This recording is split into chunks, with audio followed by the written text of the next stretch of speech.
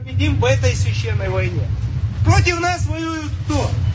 Люди, которые говорят, что их Бог это сатана. Сатанисты воюют против нас. Люди, которые нам навязывают, что мы с вами должны ходить на ЛГБТ-парады, что у нас дети должны быть непонятно кем, ЛГБТшниками, чтобы у нас были гей-парады. Yeah, there you have it. Russian soldiers are now depicting their invasion in Ukraine in spiritual terms and want to make sure their soldiers know they're fighting against gay parades. That is what line they are trying to use to inspire their soldiers. Don't know why that would inspire anybody, but they're using more and more spiritual terms to frame it as a holy war. The officer continued in his explanation on why they are fighting this battle and why it's so important. Я считаю, что мужчины, которые находятся здесь, это именно те мужчины, которые ни в коем случае не хотели бы видеть своих детей на гей-парадах.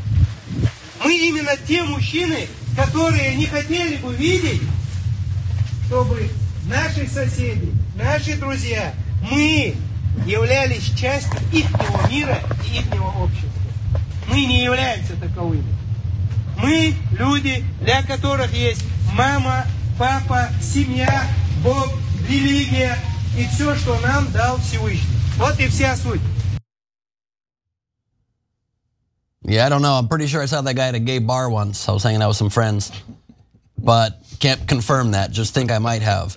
The officer's exhortation had nothing to do with territorial claims or the supposed Nazism of the ruling regime in Kyiv, both of which were the original pretext, of course, for Vladimir Putin's unprovoked invasion of Russia's much smaller neighbor. Instead, the reference to holy war mirrored the increasingly sharp spiritual rhetoric emanating from political and military leaders in the Kremlin, who are desperate to retain public support for the faltering war effort. To a degree, that effort has always involved some reference to spiritual warfare, despite the fact that Russians and Ukrainians share deep roots in the Orthodox Church.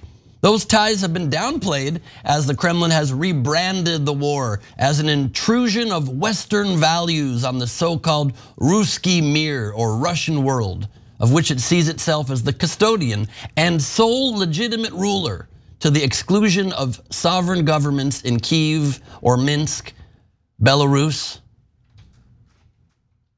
Yep, there you have that. And there's more. They're not fighting Christians in Ukraine, a scholar of Russian culture and religion at Wesleyan University, Victoria Smolkin, said, explaining how the justification for the invasion has shifted. Now they're fighting Satanists. They're fighting the West. Yep, that's the way they're now portraying it. Like late last month, when the Kremlin held a ceremony to mark the illegal annexation of 4 Ukrainian territories, they gave them about 3 days notice for the election and essentially forced them to vote for the annexation, with soldiers there to intimidate everyone. The territories that they annexed against those territories will, the Donetsk People's Republic, the Lugansk People's Republic, the Zaporozhye region and the Kherson region. And let me read you this next slide from Vladimir Putin himself. I want the Kyiv authorities and their true handlers in the West to hear me now. And I want everyone to remember this. The people living in Lugansk and Donetsk, in Kherson and Zaporozhye have become our citizens forever. Okay. So, Ben, I am deeply concerned. So I'll tell you why. Because they are, okay, so there's one way to look at this. Well, they tried the thing about, nationalism, and so it's okay, the Russians really, and they're gonna, when we go in, they're just gonna surrender to us anyway. They're gonna be happy that we greet us as liberators. Exactly, like the old Dick Cheney line, right? And that didn't work, and they got slaughtered, and apparently 80,000 casualties so far for the Russians. And so now they're switching to religion, and you might think, they're just changing strategy, and it's a even easier way to rile people up. They're not just against Russia or they're with Russia or whatever. This is like, they're against your God. Let's go kill them, right? Yeah, that's part of it. But guys, there's another much more sinister part to this. So when they call them Satanists, and they say they're not like our religion. Wait a minute, but they're your exact religion. They're Orthodox Russian, just like you guys are. So what are you referring to? Zelensky's Jewish. And that word Satanist is another old school anti-Semitic trope. And so, not a trope, but like a slur. And that's the kind of language that the radical right in America is using too. And so now there's this bridge, and the story that we're quoting from here does a great job of pointing out the incredible similarities, the frightening similarities between the right wing in America and the right wing in Russia. But get a load of that irony. In the beginning, they go, we got to go do this because they're Nazis. Now they're like, okay, no, never mind.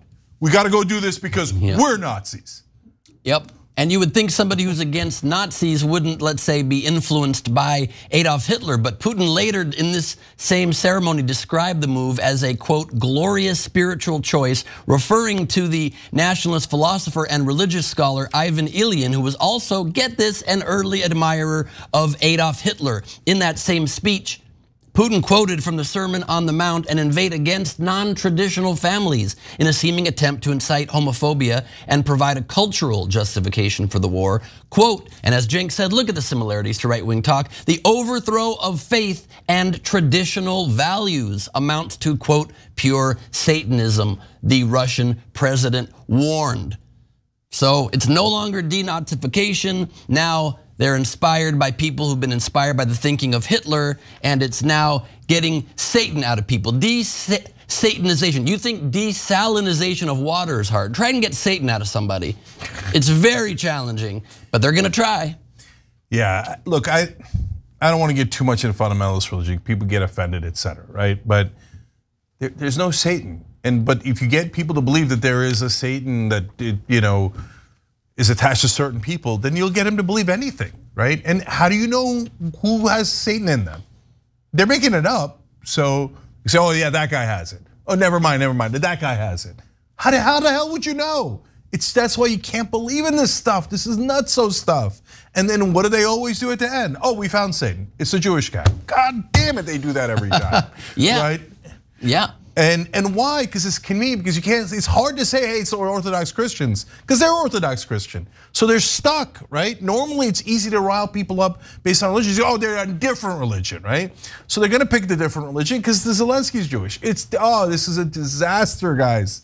It's worldwide now, it really is. And the Russian people aren't really buying it. You're saying they can't believe this stuff, and they're not fully believing it. Since the start of the war, hundreds of thousands of Russians have fled to the West and elsewhere, apparently uninterested in sharing the Kremlin's vision of a sanctified Russia engaged in endless spiritual warfare. Putin's recent mobilization order appears only to have accelerated the flight abroad. In a cruel irony, many of the soldiers now fighting for Russia come from the nation's poorer Islamic regions and share little of the Kremlin's spiritual or geopolitical aspirations. This tension has surfaced in the form of anti-draft protests in provinces like Chechnya and Dagestan, and in a mass shooting at a Russian military base in Belgorod near the border with Ukraine. Even the Pope got in recently and pleaded with Putin and the Ukrainian President Zelensky to bring an end to the conflict. Muslim and Jewish leaders have echoed similar calls. So why is the war in Ukraine all of a sudden becoming holy? For exactly that reason. It's all they've got. It's all they've got left as a desperate ploy to try to convince their people to fight a little extra hard, to not flee the country from a purposeless war. Let's go to the next slide. Wars tend to get more holy as they go on, and leaders have to justify the high costs. The costs have certainly been rising for Putin. What was supposed to be a quick invasion has turned into a grinding war that has seen the Ukrainian armed forces put up a ferocious defense of their homeland with military support, of course, from Western allies. As many as 80,000 Russian soldiers have been either killed or injured, like Cenk mentioned, in this 8-month-long war. So they're grasping at straws, but. Yeah, so the Russians that are fleeing is both good news and bad news. I'm gonna explain why in a second, but one of our members on Twitch, Spartan Dragon 84, said, so the gays made Putin invade Ukraine? Like, how dumb do they think their soldiers are? So, well, you're right and you're wrong. So why do I say that? Well, some of them, of course, aren't buying it, especially the Muslim soldiers. And so there's a part of the story where they explain a lieutenant from the Russian army comes in, and they're using a lot of folks from Chechnya and other places, as Ben explained to you. And remember, they had conquered them earlier. When the Soviet Union broke apart, the Chechens rebelled, and that was so close to within Russia, from their perspective, from Putin and Russia's perspective, that they came in and crushed the Chechens, right? And so now they have their puppets installed there, and etc. So they're using, since that's a poor area, they're using more of their soldiers. So this lieutenant comes in and says, okay, they are, we are doing this, it's a holy war. And then he went and insulted Allah. That was a mistake. The Muslim soldiers killed him and the 10 guys with him. So you've got this kind of internal dissension going on within the Russian troops too. So that's the good news, because in this case, they're the imperial power invading a nearby country and killing all these civilians, etc. right? But the bad news about the people fleeing is, remember, Russia's a lot like America in that it's a split country, and propaganda does work. It doesn't work on everybody. That's why that lieutenant is dead. That's why it sounds like hundreds of thousands of men are fleeing Russia. But it does work on a lot of people. And then when the good guys flee, then you have a higher percentage of the right wing left, and the people who believe the propaganda, the people who want to fight the Satanists, right? So it makes Russia, unfortunately, more and more right wing. And so don't get excited, oh yeah, this is dumb, it's not gonna work. No, it works every time, okay? And that's why it also matters very much here that we stand up. And it's an enormous price tag, and I know that's not necessarily even something we can afford, but you see the exact same language, the exact same thinking, and it's a battle against the West. Well, we are the West. We are trying to make sure that we do not allow the same thing to happen here in America, the ability to manipulate reality, to straight up lie, and use that to oppress people, to take away people's rights, to invade people who are innocent. And that's exactly the perfect analogy for what the right wing is trying to do here. And so we have to be vigilant and stand up against this kind of manipulation and lies wherever we find it in the world, and support our allies. Absolutely, and what I'm really worried about, you said we are the West, that's true. And when you say we, it's mainly us guys, progressives, moderates, etc. But the right wing is now saying, no, we're not, we're with them. Right. And you see it on Tucker Carlson nightly, you see it in so many other pieces of propaganda the right wing is putting out. And there's a reason why, and that's why I interviewed these so-called right-wing philosophers on The Conversation, because they connected into what they call, Steve Bannon calls, one world religion.